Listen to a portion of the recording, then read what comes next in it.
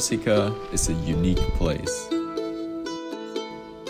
While walking across this Mediterranean island, following its highest mountain ranges, I grew more and more fascinated with this place every single day. An experience of uninterrupted wilderness at this scale is increasingly rare to find in Europe nowadays. So here is my experience on Corsica's GR20.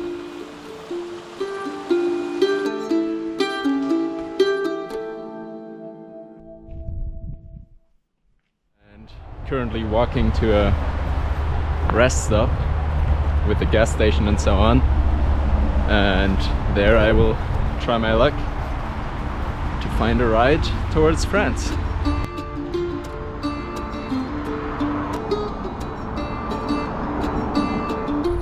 Sunset behind the Vosges mountains over there.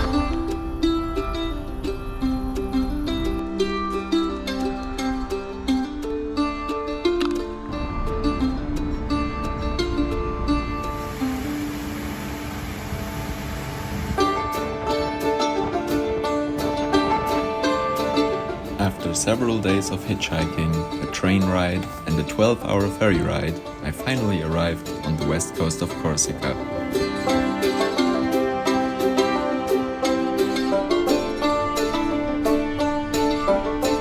However, before I started to hike the GR20, I first spent a few days hiking and exploring along the rugged, wild and incredibly beautiful west coast of Corsica.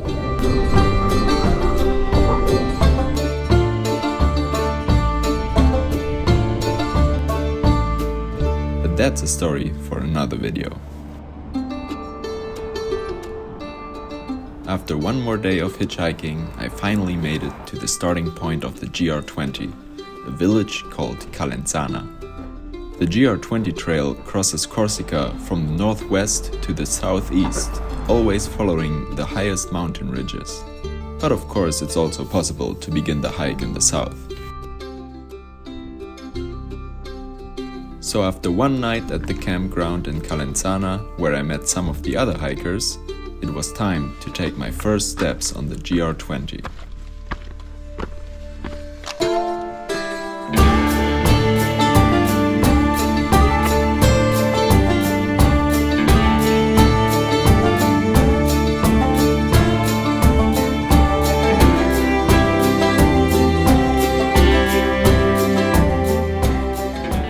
The first day was not an easy start at all, as there were 1,500 steep elevation meters to climb.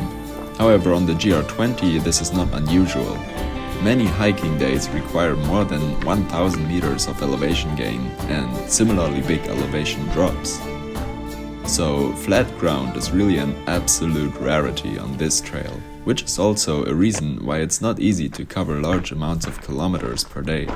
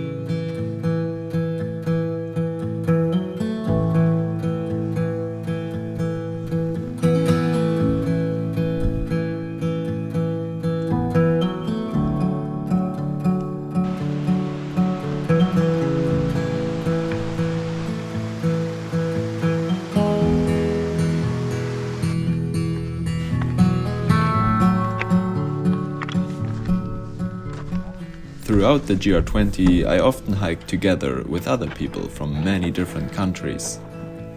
But even though there was always the opportunity to hike together with others, I chose to hike the majority of the GR20 by myself. I really enjoyed the mix of having social interactions when I felt like it, and also being able to experience the hike in quiet and solitude.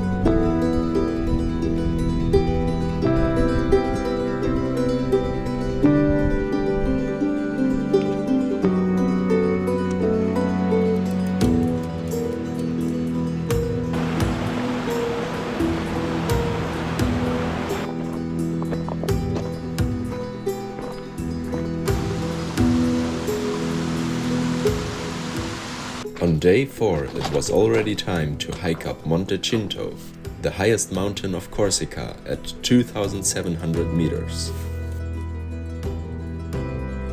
The ascent on the gravelly slopes of Monte Cinto was really tough, and it seemed like it would never end.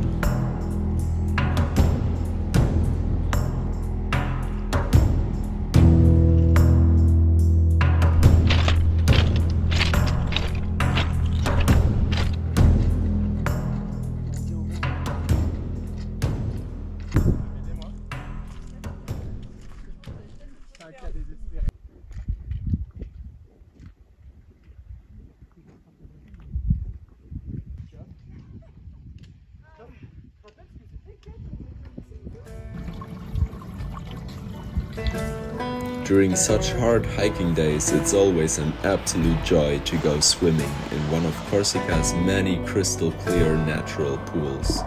They are ice cold, and the feeling you get after stepping out of them is indescribable.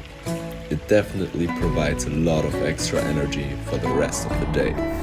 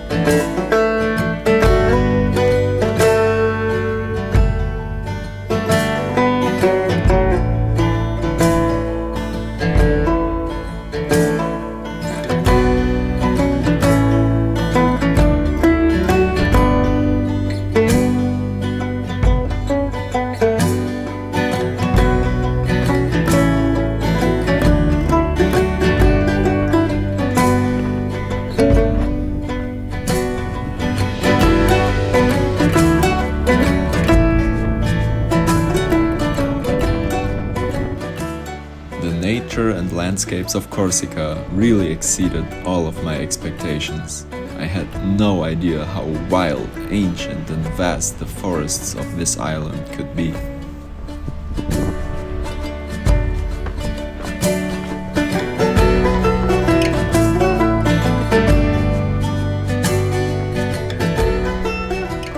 There are only 5 occasions on which the GR20 briefly crosses an asphalt road. Almost the entire 180 kilometers are just small single trails leading through wild nature. This is extremely rare for Middle and Southern Europe, where long hiking trails usually always incorporate some sections of gravel roads, farmland, or even some asphalt roads. The GR20, however, will guide you for 2 weeks through uninterrupted wilderness.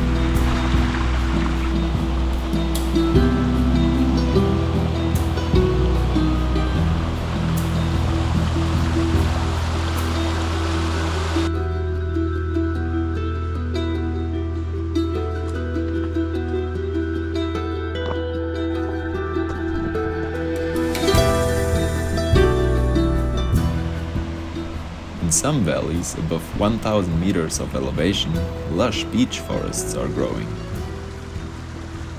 Because I come from Germany, I am very familiar with beech forests. But the beech forests of Corsica are the most magical and fairy tale-like beech forests that I have ever seen.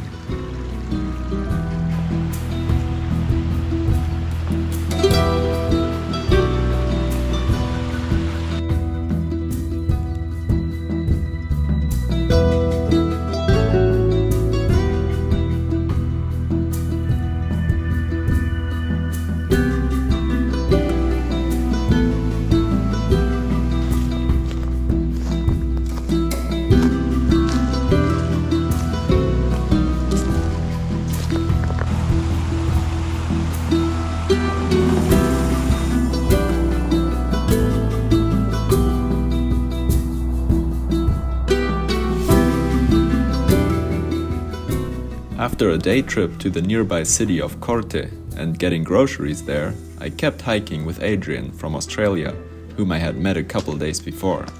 We ended up hiking together for much of the second half of the GR20.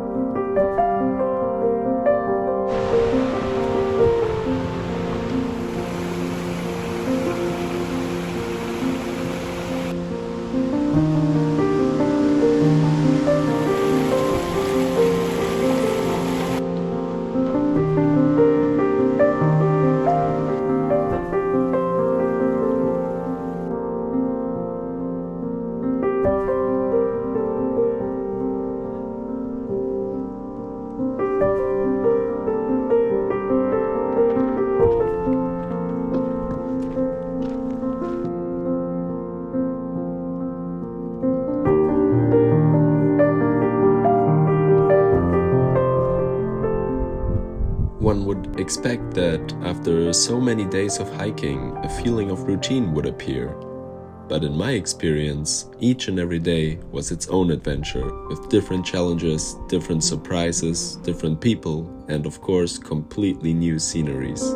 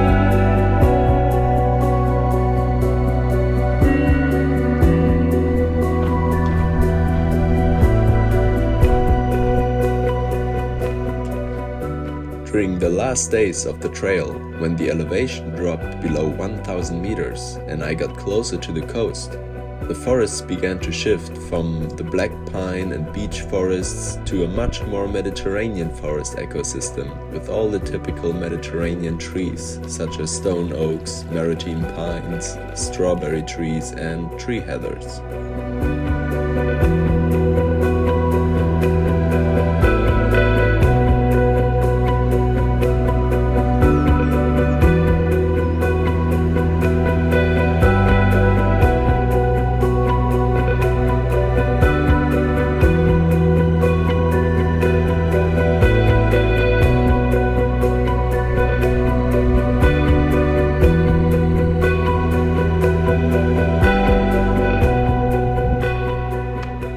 The very last day of the GR20 was once again a magical experience, and the landscapes entirely different to what I had seen before on this trail.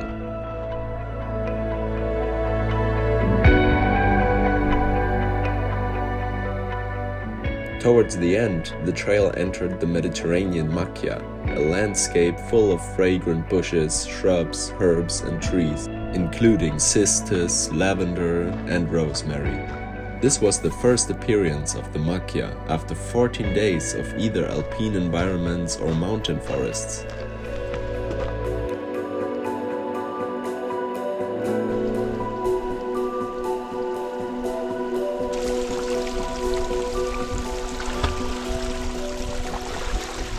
So on the 15th hiking day, my journey on the GR20 found its end in the village of Conca. I felt great joy and a sense of accomplishment for having completed the longest hike of my life so far. And most of all, I was really looking forward to hitching a ride to the coast and spending some relaxing days on the beach after putting my body through this incredibly tough ordeal that is known as the GR20.